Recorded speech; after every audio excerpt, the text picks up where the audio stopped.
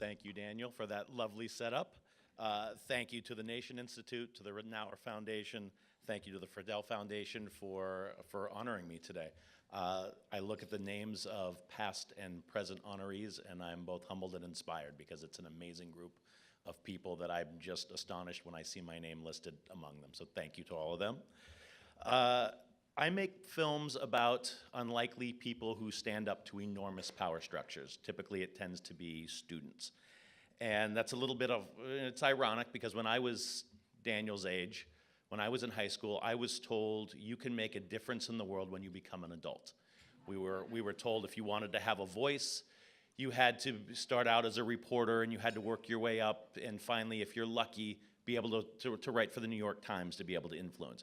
You had to go to law school. You had to be a policymaker. You had to become an adult to make change. And what I am so inspired about with this current generation is they're not waiting to make those changes.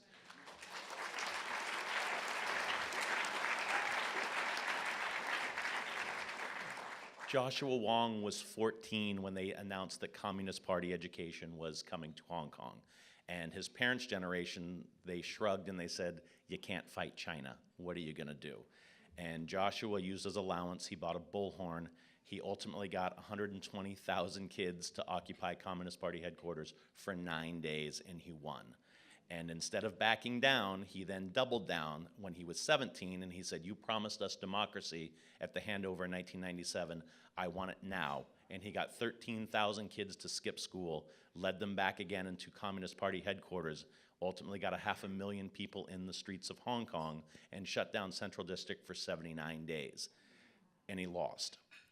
While Joshua was awaiting his jail sentence, because in Hong Kong you cannot publicly assemble in the way that he got people to publicly assemble, he started his own political party, even though he was not old enough to run, and he got his candidate elected. I look at what Joshua has done and I think, what was I doing when I was a teenager? I made a film prior to this called #Chicago Girl. It was about a 19-year-old girl in Chicago who helped run the Syrian Revolution. And we followed her, and we also followed kids within her social network on the ground in Syria, watched as their relationships developed online, and ultimately, at the end of the film, everybody had to make a decision what was their weapon of choice, Facebook or an AK-47. And we did a screening right after the film came out. We did a screening, we were invited to do a screening in The Hague. And it was a very esteemed audience. It was members from the International Criminal Court. There was members of the UN. There was very high-profile people from Amnesty International. It was a who's who crowd in the human rights world. And we had only screened the film a few times. I hadn't done a lot of Q&As yet.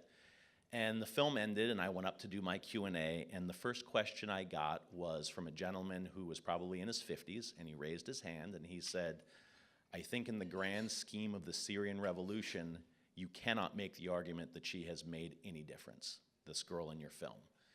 And it wasn't even a question, it was a statement to me, and it was not how I wanted to kick off this Q&A in front of a very esteemed group. And before I could answer, 2 girls in the back row who couldn't have been more than 14 stood up and they said, sir, if you cannot see that she has affected the lives of those she is connected with, you can no longer be a part of the conversation on how to help Syria tonight.